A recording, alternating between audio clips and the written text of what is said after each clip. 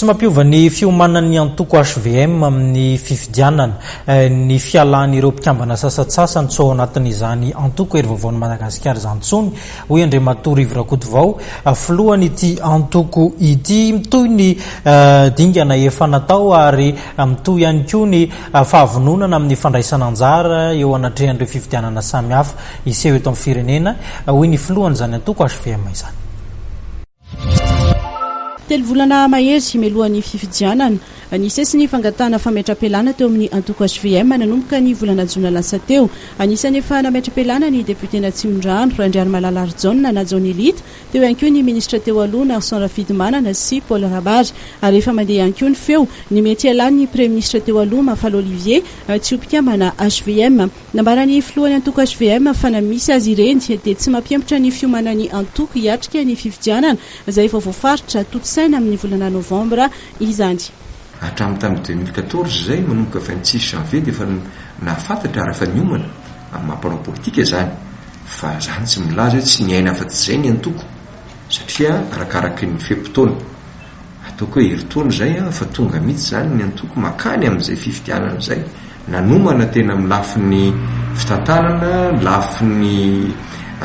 fanomanana amin'ny tsy eto Antananarivo na amin'ny tanàn-dehibe irery fa manerana Madagasikara. Dingana lehibe tapenina le tamin'izany fa tsy hoe trafy indray mandeha akory zany ary mbola ao anatiny amin'izao fotoana izao. Fantatritsika fa nisy an'ireny zavatra niova ny gouvernement ny antoko amin'ny antoko azy dia miaina ao anatin'izay zavatra fivovahany zava-misy azy koa dia tsy maintsy mijery ny fomba hiatrehany an'izany eo amin'ny lafiny fitantanana na ny olona io na ny fomba hitantanana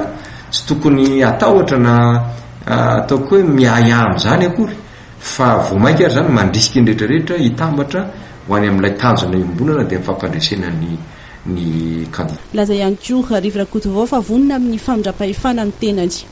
Tsisy kolana mihitsy efa miomana amin'izany mihitsy zay. Efa miomana mihitsy zay satria zay tsy vonona ny tsy ara-dalàna. Efa nomanina zany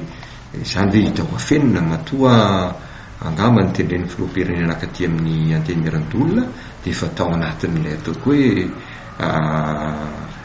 fomba hoentina anao hiatriky ny fifidianana zany ary lalàna moa nametraka an'io fa tsy hoe ny nga filohera Joromampianina namorona lalàna vaovao tao indray efa mipetraka tany amin'ny lalàna tany amin'ny constitution antsika zany dia manaja an'izany